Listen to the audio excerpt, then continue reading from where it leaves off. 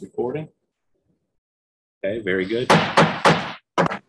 We call to order the Town of Mccandless meeting of Town Council for March 14th, 2022. First item on the agenda is the Pledge of Allegiance led by Councilmember Marshal.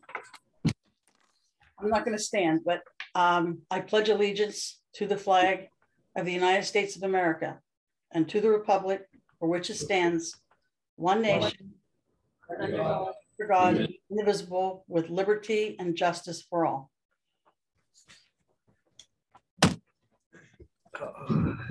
Thank you. Announcements. We always start out with, here in the town, we do not mirror the national discourse. We work together. If we agree, if we disagree, we do it with civility and respect, because in the end, we are all neighbors. A few items here, some good things. Mr. Vetterly is with us today. He's retiring from the Public Works Department for after, I think, 31 years. Wow. Jim joined the town on February 4th, 1991 as a union laborer. He worked with DPW as an operator.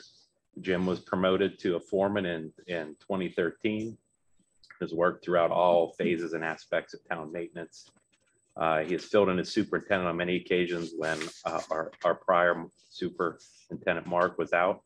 And in his retirement, he plans to enjoy traveling with his wife and his camper from Florida out west. So thank you for your service. The town certainly does appreciate it. We have a small retirement gift for you. If you could come up with Jeff as well. Can you guys go? Yeah, let's get it. We need a good photo op. Yeah. Yeah, that would be good.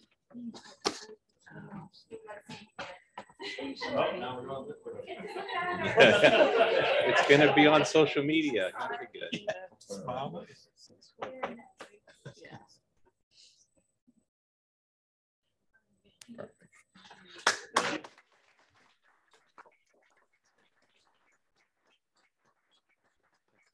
Jeff or Jim, would you like to say a few words? Or the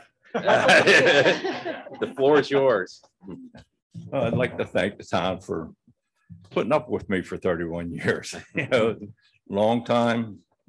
And it sure is nice now to look out the window in the morning time, seeing it snowing and knowing that Chief didn't call or nobody else called me for going out salting the roads anymore. You get a good night's sleep. So I'd like to thank the town again. It's been an honor and a privilege. Thank you. Thank you. Thank you.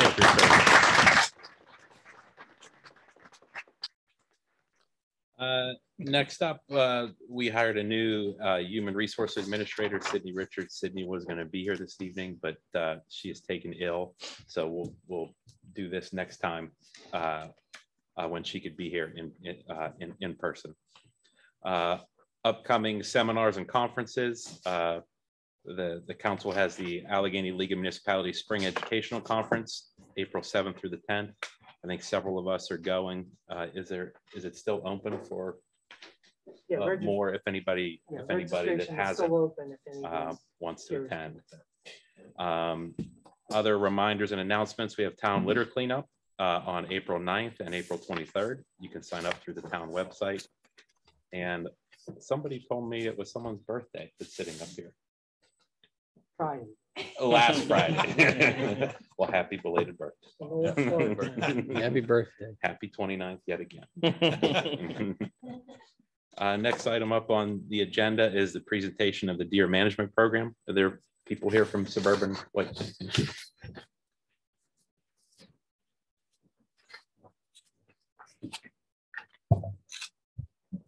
Good evening, everyone. First off, I'd like to say how nice it is to actually be in front of everybody instead of behind a computer screen on a Zoom meeting. So at least we're all getting a little bit of normalcy back in our lives here. For anybody who doesn't know us, my name's Luke Leonard. I'm here with Mike Kleinbell. We are the owner operators of Suburban Whitetail Management. We're here this evening to discuss with you basically a summary of the first year for you folks. I don't know if you guys, we sent out a summary a few weeks ago. If anybody needs a copy, we have a few copies in hand. But just to go over a few things, as far as the first year goes and the success of it, the big question is, did it go well this year?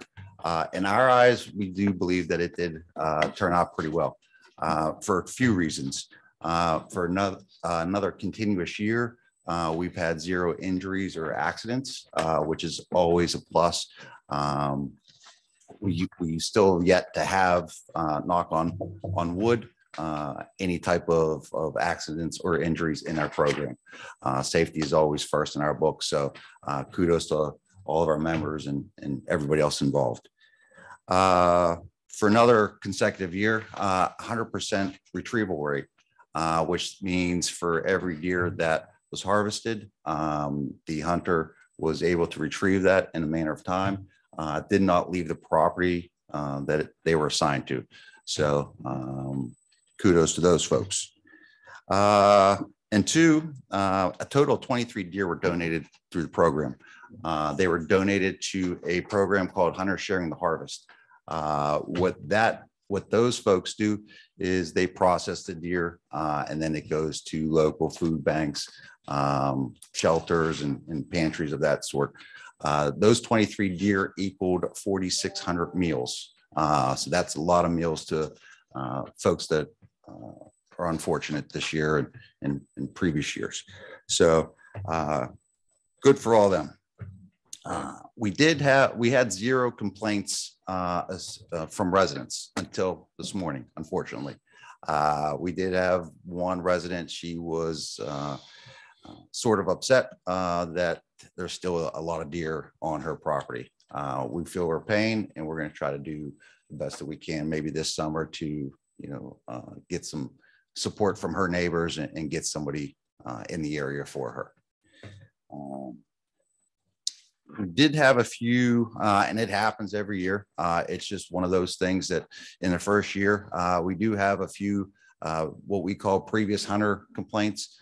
These are folks that were maybe hunting on the property in prior years. Now that Suburban Whitetail Management is there, they no longer have access to the property. They're upset. They have to remove their personal items, and basically, they had to move on. Let's see. We do believe that the program did go pretty well, like I said, and for a first year in the program, basically what Mike and I are trying to do is establish a baseline. We're trying to figure out how many deer are in a particular area and see, how many hunters we have to put into an area. We have to, and there's many layers to it. And then on the other side, we have to figure out if hunter participation from the hunters is there. We have, I believe, out of the 15 hunters that participated this year, we're going to probably be removing half of those hunters and replacing them with new members, just based on their participation. So there's quite a few of them that did little to nothing at all. That happens. Basically, what we're doing is it's an organized sport. If you take, an analogy of baseball, first year is always the hardest. We may have to remove some people, put some new people on, move some guys around or folks around, and things of that nature. So again, we're just trying to form a baseline for the first year and grow on that in the years to come. Yes. So why would you remove them? When we go back, they have to send in a log report every month. These particular people logged in 0 hours hunted. So they did not participate at all. Did they say why they weren't gonna? There could be multiple reasons, work, family schedules. So you don't know why? No, they don't tell us why. Would tagging out be part of that? No. If they tagged out, then they would have logged some hours. Some of these So folks, they could have tagged out somewhere else. they sure could have. In Allegheny County, they can buy as many tags, doe tags as they want. So even if they did tag out somewhere else, they still have the opportunity to purchase more tags. Now, how many of these were buck and how many were doe? In Mccandless, Mccandless, Just says harvested. just, yeah, we have, I could get you those. We have a breakdown. Oh, Yeah, but that's not the part. that's not that, yeah. Yeah, we have those numbers broken down in the monthly reports, I believe, helping out, but I would say the majority of those will go. Mhm. Probably, I think maybe 6 buck were taken all season in the area. Does the 3-up rule apply? Yes, yes, it does. Yeah, we still have to follow all PA game laws. We're not above them by any means. So yeah, they still have to, follow all Pennsylvania game laws. For those that aren't hunters, what is tag out and what is 3-up rule? Sorry. Oh, that's okay. No, what he's referring to is, say, a hunter purchases, 3 tags, and he went to Butler County or Venango County and harvested 3 deer in there, and he has no more tags. He's tagged out. The 3-up rule applies to males, bucks, where they have 3 points. So you can't shoot, say, it has 2 points or what we call a spike, one on each side. It has to have at least 3 points on one side. Not counting the brow tine. Yeah. Yeah, it gets really confusing. Yeah. But speaking of what Striker was saying is, reason why we do remove these people if they're hunt logging 0 hours is because they're taking up a spot that another hunter could be in there participating and helping actively bring down the population in the area. So that's why we're moving away from these people who log 0 hours and just, I don't want to call them dead weight, but in a program where we need to see progress, we need to move on and push forward with new individuals. Do you have a limited amount of locations that you allow for, or is it infinite? How many people can apply for your program for Mccandless? We do it based off the number of properties that are available to us. So we try, it depends on the size of each property, but if we have a 1 acre parcel, we're gonna have 1 person on there. Generally, we put 1 person on a property up to about 10 acres. And then after that, we'll try and put 2 on it, pass a certain threshold, depending on how big the property is. We'll put 3 or 4 people on it. Wall Park, for instance, this season had 3 people on it, and I think only 1 guy ended up hunting. So there's a prime example where if we remove 2 people, we can bring in 2 new hunters that would actively hunt that and help them reduce that area.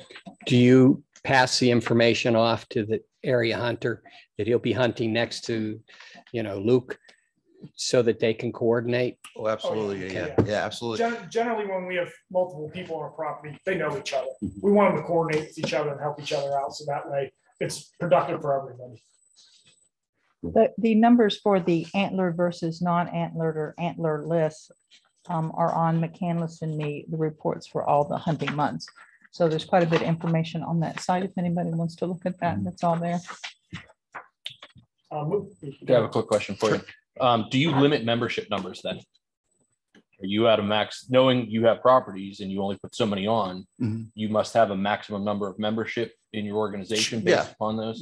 Okay. Yeah. And then my next question is, in Mccandless only, how many contracts have you or negotiations have you had with private property owners at all, if any, or is it all town-owned properties you're dealing with? To start this year, it was mainly town-owned, township-owned properties. I did respond to several citizens, homeowners within the area, and what we get a lot of is homeowners who don't have property that's suitable for this program. That's our biggest challenge. Sure. I did have, we had a gentleman, we enrolled his property and a few of his neighbors, and we had a great success on his property on that. I think we harvested 4 deer off his, and within a month off that one property. It was very productive. That was in Mccandless? Yes. Okay. And I had another lady who we enrolled, but unfortunately, again, the hunter never showed up. he logged 0 hours on the property. And I felt terrible for her. And I've been in contact with her again, and she's re-enrolling, and I made sure to reinsure her that we are going to have somebody active. If I have to do it myself, I'll go out to her property and hunt it myself if I need to. But yeah, and I think those were the only 2 private properties that we actively hunted this season. Again, we have a lot of people reach out, but their properties just aren't suitable for a multitude of reasons. Do you, when you put your information out there that people can apply, do you tell them they have to be within 50, further than 50 yards from an occupied building, so that it limits the amount of applications you get that are useless? No, well, no, we don't. When we meet with these individuals for testing, we give them a rundown of how the program works, what size properties they're looking at being on, and we can lead a lot of people out that way. But really, what the struggle with non-participation is just taking somebody on their word that they are an active hunter. They don't produce logs to us from previous years, so it's kind of hard to judge that at face value until we actually get into the program and see how many hours they actually log. And as far as the 50-yard rule, as long as we have landowner permission, we can be within that 50 yards. Yeah. Now I have to, or I should say we have to gain permission from the neighbors as well. Yeah, it's normal. So, it's really great when we see, a cul-de-sac full of people and they all sign a permission slip, and that's when it really comes together. So we can be within that 50 yards as long as we have written permission. And again, those questions are on Mccandless and me. It's under archery hunt, that FAQS, and it has a lot of the things that you're talking about On there. to help people and help you not have to go through all of that. There are 3 different areas on Mccandless and me that address this program. So I think looking towards the future here in the coming season is what we want to do is we're moving out the individuals who were non-active, bringing in new individuals, and simultaneously we're going to be reaching out and trying to help more private landowners who have suitable properties. We're going to try and open up more of those, make more of those spots available, because truthfully, those are the most productive spots. The deer are just so comfortable being in people's yards that, I mean, they're right up against our houses. So when we're on township properties, we can hunt on the border of the property, but we still have to be that 50 yards away from everybody else's house that we don't have permission to be within their safety zone. So what you find is these deer hug right on the property line or right up against the houses, creates a real problem there for us to get in there to really be able to take as many deer effectively off the property as we can. One more question, if I may. How do you recruit your members? How do you plan, one of your problem solutions is recruit more membership? Yeah, we Ross Township just did a social media campaign for us about a month ago. We had around 20 plus people inquire about it. What we do is once an individual inquires about it, we will send them all the information, and that includes our bylaws, a new membership application, and once they send back their membership application, we put them on what we call a waiting list. And normally out of 20 people that have inquired about it, we may get 2 or 3 that actually send their application back. And it could be for a multitude of reasons, whether it be the dues, the bylaws, the background checks, or whatever reason may be. Normally we get about 2 or 3 actual responses back or applications back. Once the applications are back, we just did a testing last Saturday, well, the Saturday just passed. We had now a total of 7 there, but they were also from last year as well, still waiting. So right now we got about 6 or 7 new members already in the pipeline for this upcoming season. Now, again, out of those 6 or 7 people, I hope they're all, 100% involved, but I can probably imagine, if we get 3 or 4, individuals that participate, that's going to be a win. Do you think 1,500 is adequate enough for all the town properties in town of McCandless? No. Okay. No. We would certainly like to see more membership, to add more people. Wall Park, again, is a great example. That's a big parcel of land. We can fit quite a few people on there. Last year, we started with 3. This year, we'd like to obviously get more than 3 on there this year. It's just one of those, we wanted to start, with 3 and see how it went and then work up from there, obviously. On the 100 complaints for the existing, did we reach out and I'm assuming see if they were interested in joining? Oh, absolutely. Okay. Yeah. No, most of the times, whenever we meet those folks in the woods or they call us up, yeah, that's the first thing, we ask if there's anything that we could do for them. We even, also invite them to join. Some do, and some they go their own ways. Any other questions? No further questions from me. No. Dr. Rafa, do you have any questions? No, thank you. Okay.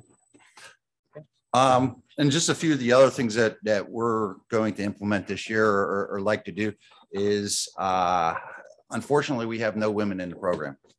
So we would like to see obviously more women in the program. We are going to do, maybe, a free membership to women who decide to join. We want to do more things with mentors and have, more mentors in the program, as long as they're under the supervision of their guardian, but just to get more activity out of people and get them into the outdoors a little bit more. Thank you for your report. Thank you. Oh, I'm sorry, Kim, you had one last question. I had a statement, and then I think we have a question from Dan. And I'm going to introduce you to Dan in just a second. I also wanted to say is that your placement testing just started. Yes. Right, 312. And how long is that going to be? Well, what we do is basically, like, for example, this time we had about almost 10 or so people that were interested in. We'd like to do another one maybe at the end of April or beginning of May, and have another testing day. And we'll do that, every 2 months all the way up to the season if we have to. Perfect. So if you can let us know those dates. Sure, absolutely. We can publicize those. Yep. And I also think it's worth noting that McCandless residents do have priority to hunt in McCandless. Oh, absolutely. So yes, that's a little added for sure bonus too. Yes. Where's your testing done? We do it at Bucks and Bows Archery, right off of Route 8, across from the Walmart there. Yeah, we've also done it at Northside Sportsman's Association. Off of 19 up there, and we've gone last year we were doing it in our own yards. Yeah. If people couldn't make the group events, we would schedule people when they could make it. We would have them at our houses testing there. Can Dan have a question? Is it better just to have Dan do the comment? Under public comment. Yeah. Okay. Sure. We're good. Thank you, gentlemen. Thank you, gentlemen. Okay, now next up, we have public comment on any agenda items. We'll start with those in the room. Coming up, and then if anyone online, which looks like we have a limited amount there, wants to, you just type in the chat box what you want to talk about, your address, and then we'll go there. So, yes, who's, Yeah, please. Good evening. Hi there. My name is Dan Cordum. I'm very much a proponent of this whole effort. I've been involved in it from the very beginning, and I mean the very beginning. And by way of full disclosure, I'm also on the Town Planning Commission. It was mentioned that we only had 2 private properties, or I think that was the estimate anyways. And my question, I guess, to the gentleman is how we're going to get more private properties involved. And I don't know if there is some success in other communities that we can look to, or whether we can do more advertising, because candidly, I think unless we get private properties involved, we're chasing our tail. Where I happen to live, I'm in Ward 6. I live on Bramble Lane. I've seen 14 deer in my backyard, and I think I've counted correctly. There might have been more because they're moving. And it's all private. obviously. I'm not anywhere near township property, town property. And so as was told to us by some of the game commissioners, when the deer are this well protected and this well fed, they don't roam. They're not coming from town properties over to my property. And they're not leaving my properties to go to town properties. They've got all they need in my backyard and all my neighbors' backyard. So I don't know what we can do, but I implore any of us to come up with a solution to get private property involved, because until we do, we're just not going to get this population reduced. And so it's a question as much as anything. Is there anything that you folks have seen that gets more private property involved? Well, the first thing I'm going to do is to send you a permission slip to sign up. Well, I sent my name in to one of you, and I can't remember which one. But you said that because my property didn't have sufficient acreage, it's just a regular city lot. And so it's somehow we've got, and I should take more on myself. I'll be the first to admit, I did not go to the neighborhood and canvass it. I kind of thought that was going to be done by your group, but I misunderstood that. But somehow we've got to get it either advertised and the township behind it, perhaps more than we did in this first one. I applaud the effort to get this thing done, and thank you, gentlemen, for doing it. But we really do need to do more. So any comments or questions or suggestions? Yes. I will say that we had a few homes over off of Remington, but the issue was with the school being there, they didn't want the deer. And I don't know whatever came of it, but I don't believe it was approved or what happened with that. The school was in too close of proximity, and it wasn't safe. Yeah. And there's trails that run through those woods with Yeah. kids actively using them, and we just didn't feel comfortable. And as I understand it, you also cannot hunt on a cemetery. Correct. It's a shame because there's one right next to my property. I don't know who's complaining, but somebody. Anyway, it's a comment more than anything. I think we should do more to get the private property, and I'll be happy to try on my own part, but I think a bigger effort is needed. Thank you for your comments, Dan. Thank you. Mr. President, Yes. I'd like to give a special thanks to Dan as well as Ken Allhouse that worked with me to get this whole thing started, and of course our suburban whitetail deer management people too. So thank you, because that's you and Ken, we were able to get this started. So I appreciate it. That's what happens when citizens get involved, come forward, take some initiative. Now we have a nice program. So thank you. Thank you, Jim. Are there any other public comments from anyone in the audience here? Seeing none. Do we have anybody signed up online? No, seeing none. Okay. Very good. Moving on. Next up, move to approve the meeting minutes of the February 28th meeting. They were in the council packet. Does anybody have any edits, concerns, anything? Everything looks good to everybody. Do I have a motion? Mr. Singer? Yes, I'll make a motion to approve the meetings of town council for February 28th, 2022. Okay. Second. Second, Trish. Okay. Any public comment on this? Nope, we just asked for public comment on it. Okay, very good. Everyone in favor of approving the meeting minutes for February 28th, signify by saying aye. Aye. Any opposed? Okay. Very good. Now the reports of the committee. Dr. Rapa, could you lead us through the Public Safety Committee reporting? Yes. Well, Chief, you all have the report from Chief Hawk. I will say I was pleased to see some of the in-service training. But are there any comments or questions? I don't know if Chief is online or not. He is in the room with us. Okay. So, So I'm very Kathy, some of the I had one question of Chief Hawk. We just had the suburban whitetail. Have you seen any numbers of crashes in our community over the past year? Any way it's going up or down or no? I hit one. You, yeah, well, it's going the wrong way. Okay, there's two.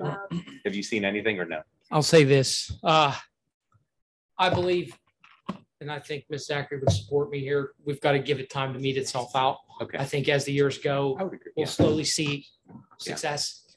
Right now, I don't know that it was, there's a lot of dead deer on the roadway still. Yeah. So, but hey, I think it's only going to get better. Yeah. They get more hunters in. These gentlemen said it before they left. I think it'll be a successful program. For us, it was a very busy training month, as you all may have seen in the report. In fact, I think just about everything in there was regarding training. When it's cold and there's not much to do, we train. Anything to note I can see in there training wise, I mean, it all looks good to me, but mandatory and service training, the entire department's begun that in February. That's 2 full days. Every officer has to do every year. And MOPEC, that's Municipal Police Officers Training Commission through the state mandates the topics and such. This year, it was a mix of things. I think there was a little de-escalation, some implicit bias type stuff, legal updates, that kind of thing. That's mandatory. And then the rest of this in here was all stuff that we sought out for the officers. Does anyone have any questions on any of that training if you all looked at it? If that's everything. I had brought up a couple of months ago about the opioid money that is coming to the town, and had suggested that we look into hiring a social worker to work with our police department to help with some of the social work that they are doing, that maybe takes them away from some of their policing.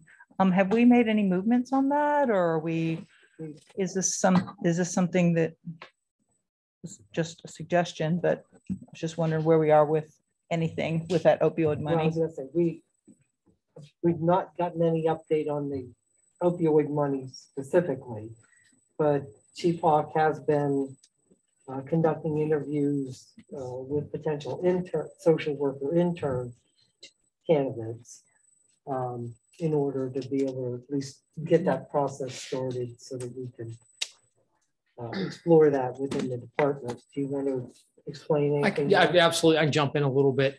So I've interviewed 3. I have 1 more this week to interview. I was sent 4 students. They would like me to select up to 2 if we feel appropriate. That's already down to 3 options. One of the students has taken another social work position locally here. So we are exploring it as an internship right now. And I hope that we'll be able to mirror, and with the help of Hampton Township and their program. I know their full-time social worker sat in on the first interview I did last week, and she's prepared to help us in any way she can, as well as Chief Wachowicz over there, as far as getting a program underway here. Are these paid interns? They are not, Mr. Casey. My understanding is the program won't allow it. At least that's what I was told. So they should be, I believe they're going to do 15 hours a week here. Then they have to do 1 week of like maintenance with a supervisor or something. But, and I think it's going to run from mid-August through April of 23. Might be a way, I look at it as a way for the town to take a test drive and see how it works before we pay anything out for a full timer. When do we get the opioid money, or do we have it? We do not have it. Okay. We're waiting. Nor for do the we know when distribution. it's. Yeah, we've not gotten any kind of a timeline at this point. Do we know the amount? Approximately, I think it's $68 a person. If you filled out the census. You didn't fill out the census, I think. Well, there's more people in the census this year than 10 years ago. So On the up and up. on the up and up.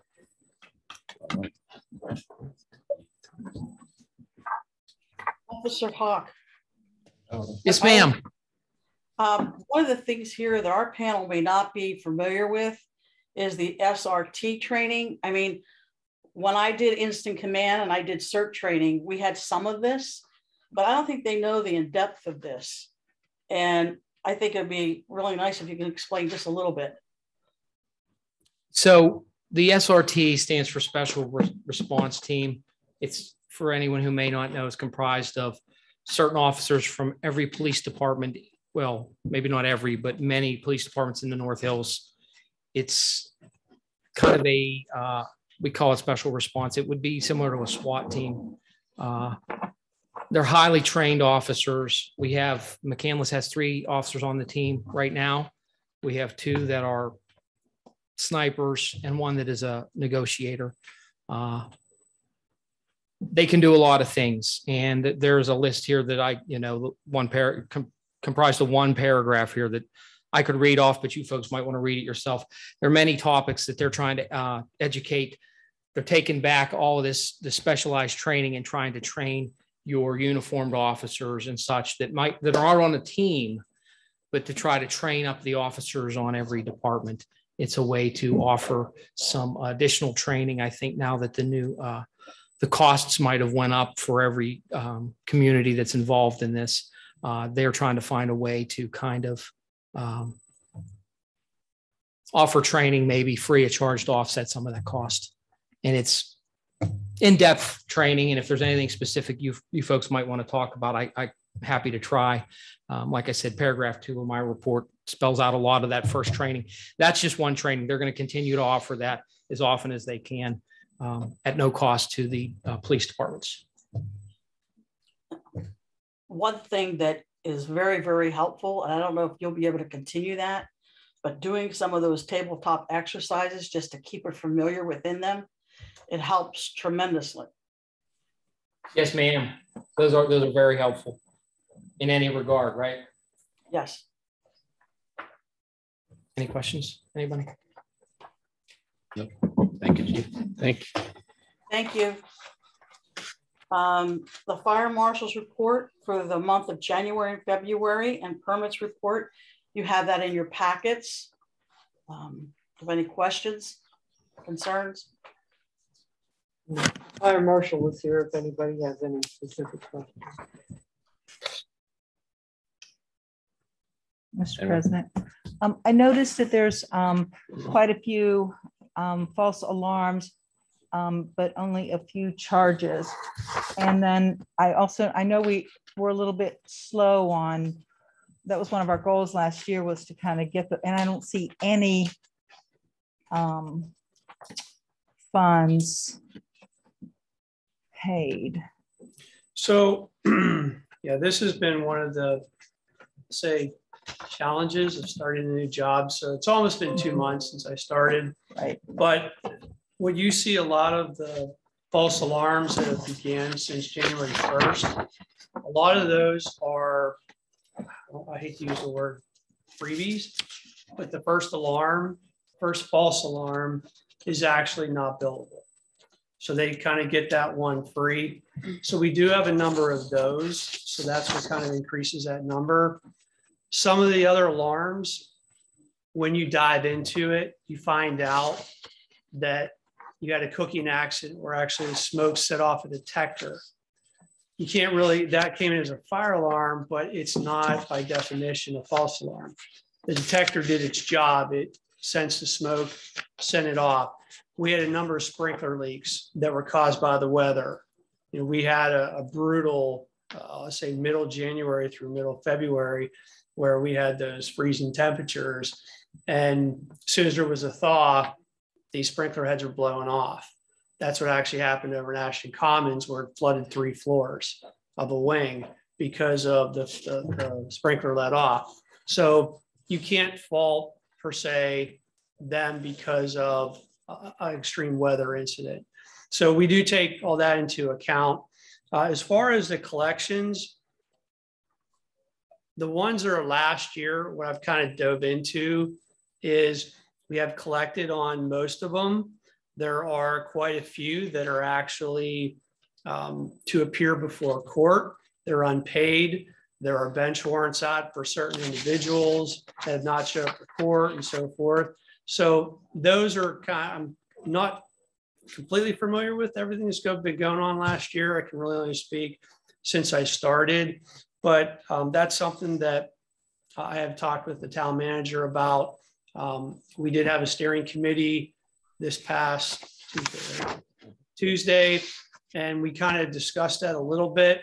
And I'm going to be meeting with all three of the volunteer fire company chiefs and officers to kind of talk about it more. They thought it was a bit vague. And it is kind of gray in certain areas. So we're going to try to kind of work that out and see what we can, do a little bit better.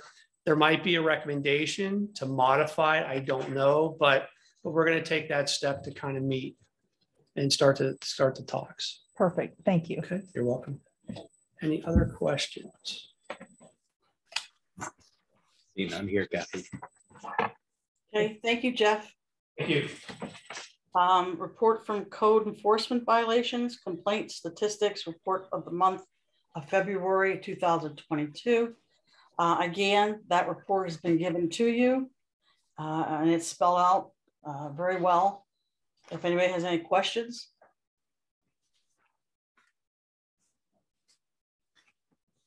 Seeing none here, Kathy. With that, I'll move towards the liaison reports. Personnel board, Carolyn. The meeting minutes are in your package.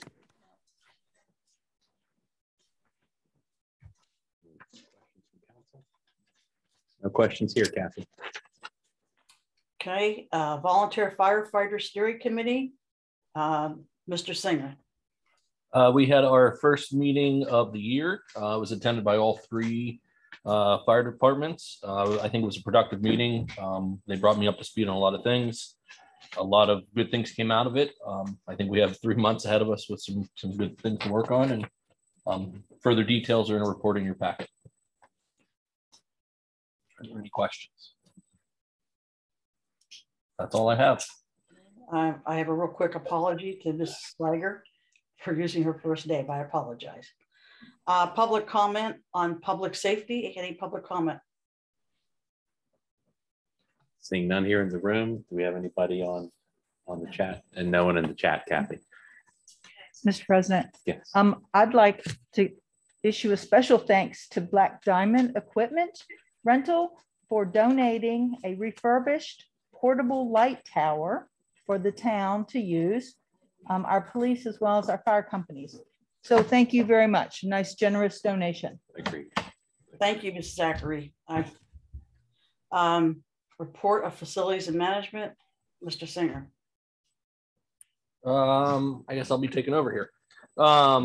So our first part of facilities management will be staff reports, public works activity report. Jeff? Well, you guys all have my report. Does anybody have any questions? Yes, sir. Vestals where the I knew that was coming. tell everybody that doesn't know what happened, and then we had a light pole fall down at Vestal Field. We had one come down 2 years ago. Apparently at that time, that pole was in fairly bad condition. I don't know what was done up until last year, but we actually had a company come in, and today they came in and tested all of the poles to see what their condition is as of today. I should have that report by tomorrow. One of the issues that we have at Vestal, it's basically a wetlands. It's constantly wet and the poles are wood.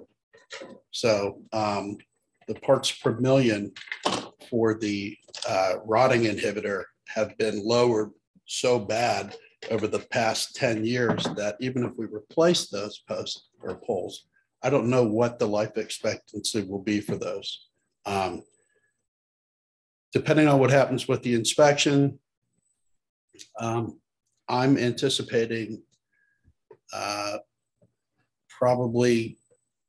I'm expecting the worst for their condition, especially for the lower fields. If that's the case, then we may have to remove the poles until we can find a solution and funding, and I'm sure there'll be some engineering in replacement. But I plan on emailing all of you when I get the results. But for the record, though, as soon as we got word that a pole fell, we did close off the entire park, and not just with signage, but we put blockades and gating up. The other thing that was damaged was the batting cages. Mostly that was some metal fence posts, and some uprights.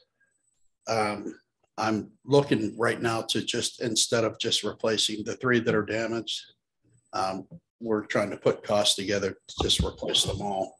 They're in poor condition, but thank God it happened at night when the wind blew and no one was around. But the site is cleaned up. Once we find out what we're dealing with, my goal is to get the park opened as soon as possible for the kids to play ball. When does Little League start? Do we know? I think it's 3 weeks, but 2 to 3 Yeah. weeks. Yeah. So, and we did have some work planned down there, which we're going to continue to go as planned, with gravel and some other stuff. Again, depending on what this report reads is going to really depend on if they're going to play ball on time this year. But we'll do everything we can. So. I have one question. Yes. I'm sorry, you may have mentioned this, I may have missed it, but did you inspect the other poles and posts to make sure that, because I know that's in a flood area, to make sure that they're secure and they're not going to blow over or fall over? Yeah, we hired a company. They showed up today to do the inspection. I was hoping to have the report for the meeting, but I'm sure I'll have it in the morning when I arrive at the office. Once I get that report, I will relay it to everyone. And at that point, we're going to have to make a decision on what we're going to do. And, you know, our goal is to have the kids play ball on time. So. Thank you. Yes, ma'am. Jeff? Yes. I spoke to an executive at a utility company, and he said it's significantly less expensive if you install a pool right after you pull it. Yes. So that's something we might want to take under consideration. When we replaced the pole 2 years ago, I think it was right around 35,000 with the lights, with LED lights, which is, it's a great deal. I think I anticipated 44,000 in today's world. You know, again, there's two things that are an issue. If the posts are rotted where they have to be bored out of the ground, we're not going to save anything if they can't pull them. The other thing is, you know, do we want to go back and put wood back in the ground, or do we put, you know, concrete pillars in and steel posts on top of them? You know, so I don't know where we're at. I know we were trying to find grant money and some other stuff, but as far as my department, we'll do everything we can that we're able to do. Do you know the age of the existing pools? I don't. I want to say it's somewhere around 25 years. I might be wrong because some of them were placed, I believe, at the upper field, but I'm not sure. And honestly, I can't find anything. I was told the useful life should be 40 years. Yeah. Yeah. Again, probably in a good environment. So even in a bad environment. Yeah. Yeah. So. How many are we looking at that we'd have to replace? 12. Okay. Yeah. Yeah. That's worst case scenario. Yes. Yeah. I mean, there are 12 poles. Yeah. So we did have them test all 12. So even the one that we replaced 2 years ago, I want to see what happened in 2 years. But, you know, I'm hoping the upper field, which is the elevation's a little bit higher. I'm hoping those we can, you know, we still have some life left on those, but the ones at the lower field, I'm not real confident. Maybe I'm wrong. I hope I'm wrong. But again, I will let you all know as soon as I get the report. I'll pass it along and we can go from there. And kudos to how quickly you cleaned that up. 2 years ago, it took months to get the pools removed, and this was removed the very next day. Good. We take the parks very serious. And I don't know, in our past life what we've done, but now we take the parks very serious. So. Thank you. Mhm. Anybody have any other questions? Real quick, I just want to go over, compared to 2021's numbers as far as snow removal. Pretty significant change. We were out 8 days, salting and or plowing. The traffic signals, I don't know, if you all know, but we're responsible for all the traffic signals in our town. One thing we started participating in is PA's TSAMs. It's traffic signal asset management. What that allows us to do is we're participating with the state in downloading all of our inspections, all of our equipment, everything into basically a big database, pictures, everything. You'd be happy to know that the folks that we do have, especially our one main guy who's in traffic, who does the signals, we're way ahead of the curve as far as what the state requires for inspection. We plan on in 1 year having all those signals downloaded to a database, drawings, everything, pictures. It's actually a pretty big deal for us. It'll allow us to actually be able to see exactly what we have, the age of the equipment. But we are participating in that. We started that actually the end of February. The other thing, February is our roughly the middle of the month. We're gearing up for the paving program and also all the park projects we have. The tennis court, that's getting replaced. I think the bids are due, I think April 1st. That's going to be a big project. Pickleball courts. Hopefully it pulls a little traffic in. Hopefully folks want to play pickleball. That's what was requested. So that's a good thing. And then one of the things that February all the way into May, that's our prime time for putting pipe in the ground, replacing catch basins, manholes. February, with all the snow and everything else, we still managed to, we put 160 feet of 18-inch pipe in 9101. That was the old bistro at the end of Cumberland Road. We did that work prior to them starting construction on the new building. It was a huge success because some of the drains that drain into the manhole actually come from the state as well. So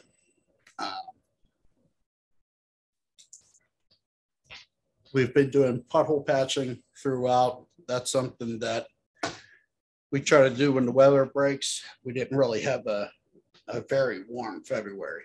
So, and then the last thing was, let me look here. We did the HVAC.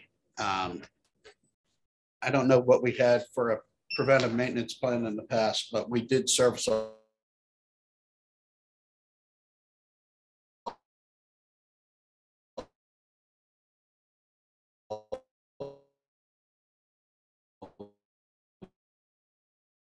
comment for you, Jeff. Yes, sir. Just make it so that all the councils aware.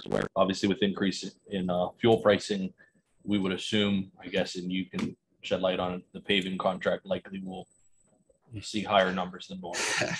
We had a conversation. We're all aware that's coming. So we had a conversation this morning. I'm thinking the paving contract is going to be up about 45% of what I thought. At that time, again, we'll have another conversation, but chances are we're going to have to, eliminate some roads from the program. Sure. We already have a list where there's a few on there that could go another year or two. Yeah.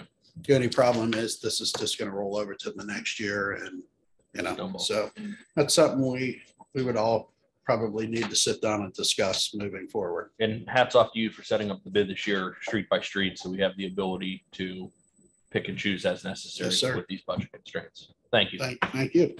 Any Thank other you. questions? Okay. Thank you. Thank you, sir.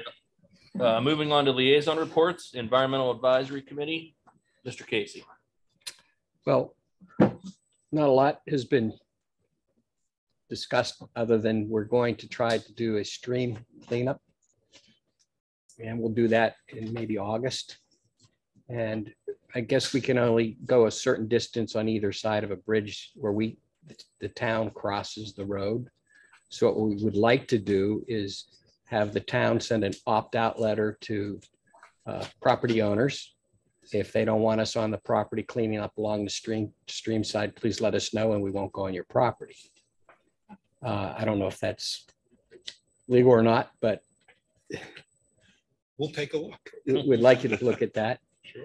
The other thing is we thought of is if we have Pennsylvania state fishing licenses, that does give us the ability to walk in the water, and maybe we'll find a tire or two that we can retrieve and hand up to somebody on the bank.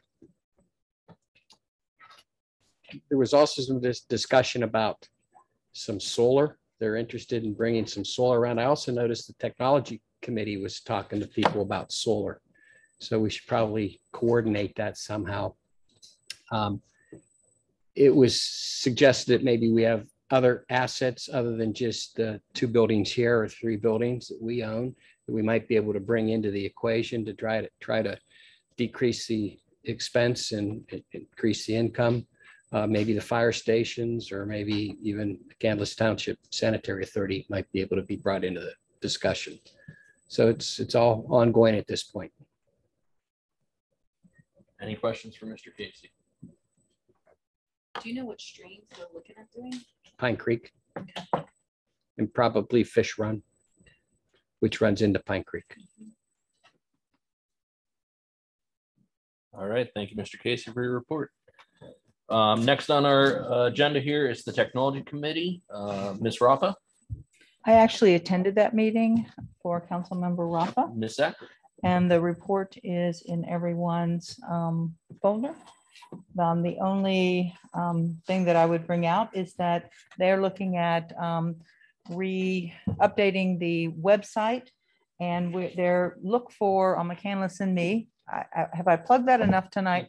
Look for on Mccandless and Me that there's going to be a place where citizens can actually put in there what they would like to see on the website or what would make the website friendlier to use or easier to use.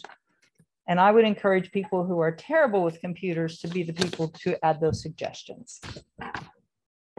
That'd be me. That'd be me.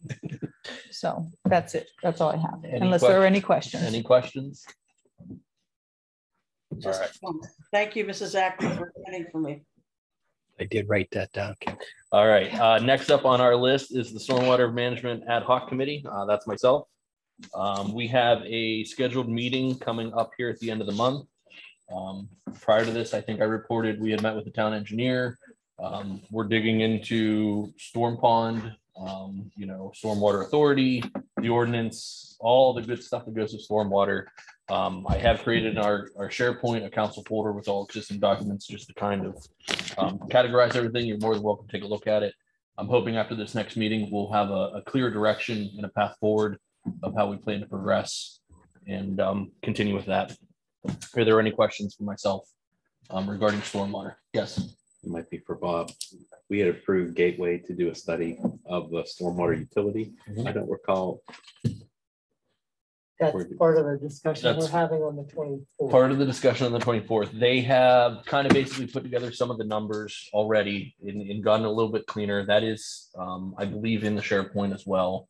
We're kind of at the point right now of the proposal that's out there is more of a funding source type of proposal, that it's what we can raise from it, and I'm still making sure that we understand what we need to spend it on first before we just raise that money, to make sure we have an idea of where our problems are and where we need to spend it, and I'd rather have an actual cost before I determine what we need to fund it first. And that's the process of the storm ponds in particular are an important thing. If you look at stormwater mechanics and you say, where are our problems, you can typically march up a valley and find a storm pond. And if you can't march up a valley and find that storm pond, then it's typically not our water within our township. So that's the kinds of nuts and bolts of things we're starting to break things into. And you start breaking off little pieces and going from there. So we'll get there. The data they have is very good. The budget numbers are a work in progress, but we'll kind of get there at that point. I think we're not ignoring the authority part, but we're taking a focus on some of the stormwater management existing in the town, both public and private, and seeing what we can do to remedy that as well as part of the ordinance. This is our chance, while finishing this ordinance, to making sure we can address some problems just by legislating them. So that's one of our biggest factors coming out of the stormwater committee. Thank you. Any other questions? You might want to address the fact that we have legacy areas and we have the newer storm retention areas. Yes, that's, stormwater's existed in Mccandless for a long time. So we have some older stormwater that, fell under older ordinances, older mandates and things to that effect. And then we have newer ones as well. We have both public and private, and it's, stormwater's regulated on a local level. It's not a watershed level, which makes it difficult. So what you do in Mccandless might not necessarily be what your upstream neighbors do in Pine and Marshall. Unfortunately, you can inherit those problems.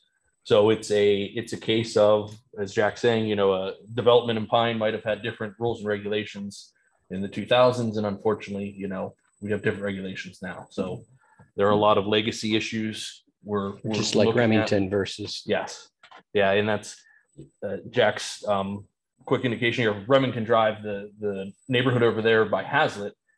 It's a little more dense urban population. There is no stormwater management.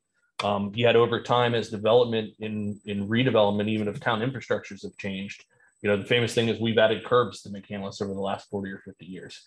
Whereas water used to run into people's front yards and infiltrate, it no longer does. Now it's collected at a curb line, put into a pipe and carried to that stream that much faster. But older developments, the Brown and Vaughn plans and things of the 50s and the 60s, it's harder because it's more dense to install stormwater management. But that will be part of our committee's look, is what can we do to retrofit existing infrastructure to help, bring us into today's. So I could talk for hours and hours, but and again, if anybody ever wants to sit down and hash stormwater, please, by all means, let me know. Sounds fun. So I get to say no other questions. We'll keep moving on. Are there any public comments on facilities management? None in the crowd. How about online? We have nothing online at this point. I will turn it back over to you, President. Okay. Councilmember Clunan, if you do the report for the Services Committee. Thank you. Keeping with intriguing conversation, Mr. Casey, if you have anything to report on the Mccandless Township Sanitary Authority. Nothing new to report other than it's in the envelope. Thank you for the information provided. And as always, it seems like they are, that group works very hard and gets a lot done. It's good to see that. And moving on to the Mccandless Franklin Park Ambulance Authority. I do see in our packet, Ms. Zachary, there's been quite a bit of action and moving forward. And if you have anything to share on that, please. Dr. Ropa actually attended for me on this meeting. Did you have anything that you wanted to add? No, just the fact that they are moving forward with reorganizing the entire facility. Bob, you attended the meeting with the Ambulance Authority. I don't know if you had anything you wanted to mention. No, nothing addition to what was in the packet. Okay. I do have one thing. And so all of you've seen this in your packet, but we kind of have an issue there that their revenues over 2 months were up $100,000 from years prior, but they still lost $121,000 in 2 months. Is there, I don't know, is it a one-time event, or it's just a structural thing that we need to look at, which is coming up later with the consultant? You know what, I would defer that to the consultant, because understanding their budget is really hard. If you're not in it, every day. I don't even know the people who are in it or know what is happening actually, but it's difficult budget. Yeah. So that's why we're hiring consultants to help us. Great. Thank you. Sorry, I couldn't answer that. No, I understand. Are there any further questions about the ambulance authority? Okay, moving on to the Northland Public Library Authority, Mr. Singer. Would you like to share Yes, anything? thank you. I attended the meeting last month.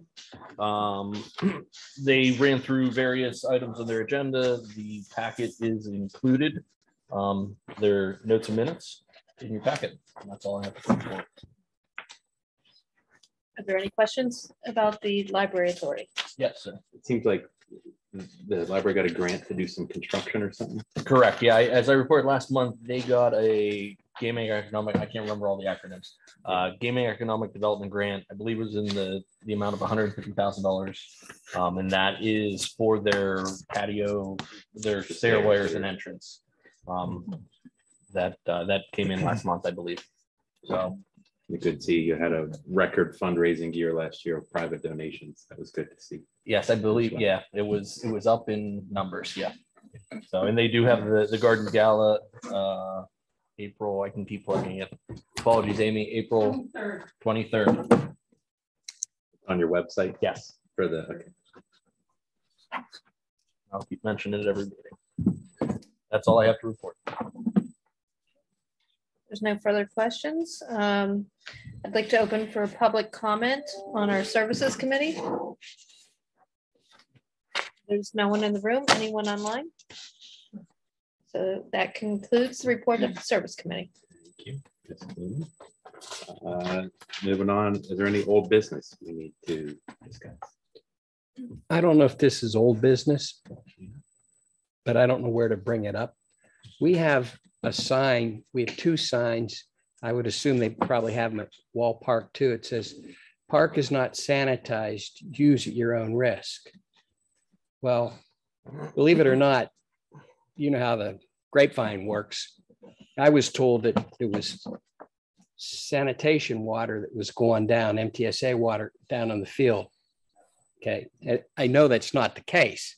It was put there because of COVID, but the perception to the constituents is, I think, a little different than how it was meant to be portrayed. So I'm wondering, can we remove those signs? I'm fine with that. I would imagine work with Jeff. Thank you. Yeah. Okay. 2 years ago, sanitized may have meant something different. Yes. Completely. Any other old business? Okay, new business. The first one is to discuss the ambulance authority RFP. Bob, you want to give us the picture? You all received a copy of the staff report that we prepared, as well as a copy of the proposal and the RFP that went out.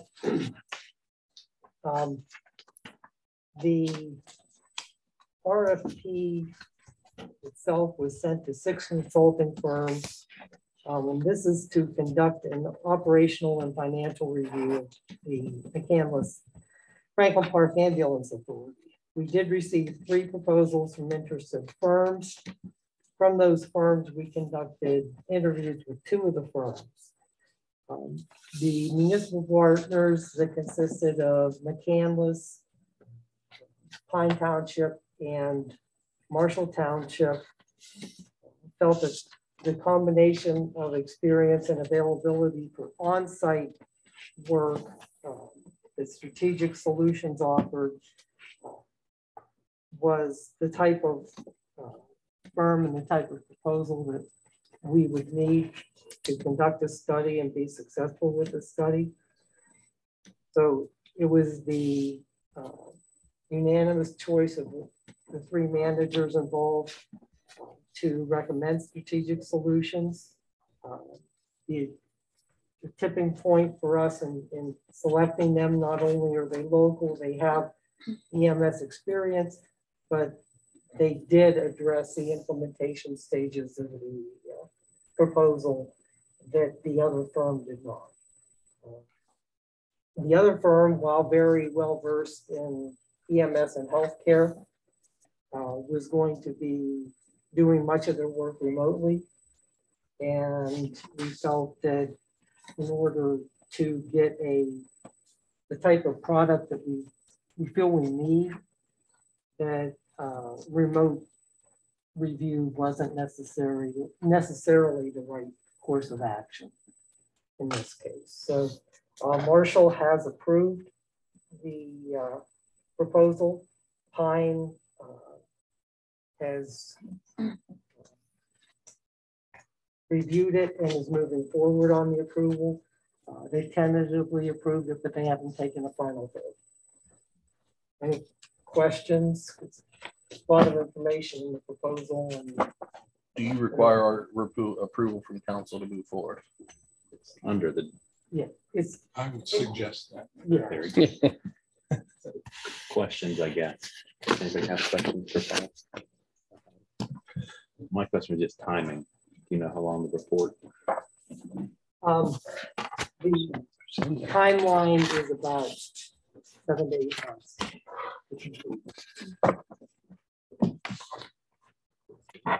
Anybody else from council have any questions about? So this needs to be a motion. Does it have to have a dollar amount in it or just? No, it doesn't. We already have, it's already in the budget. It's for Budgeted. $20,000 and our portion is approximately, well, should be only 13,000. Yeah, So we're, actually, we had budgeted 35. oh, that was 20. We'll be 20,000 under, I think. That's how it read. Yes. Okay. Is there anybody that would like to make a motion?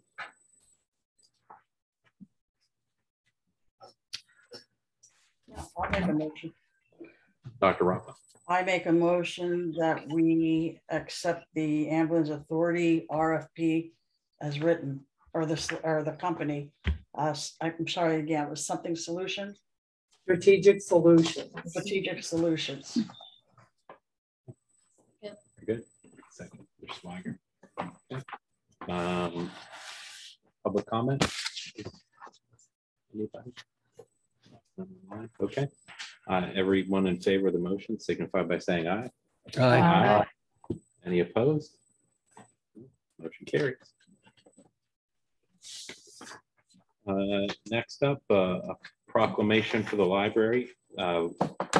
We have a lengthy one here that was in everyone's packet, but basically we as council are making a proclamation that be it resolved, the town council of Mccandless proclaims April 3rd through 9th, 2022 as National Library Week. During this week, we encourage all residents to visit our libraries and explore all they offer to help move PA forward. So, that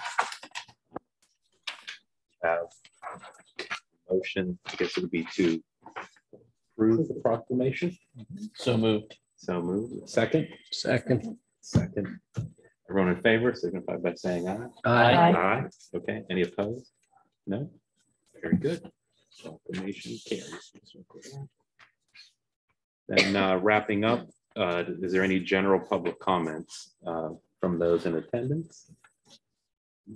Any online? No, seeing none. Okay, no general comments. Okay, do I have a motion to adjourn? I'll make the motion to adjourn. Second. Second, Mr. Casey, everybody in favor? Aye. Aye. Aye. Any opposed? Nope. Okay, we're adjourned.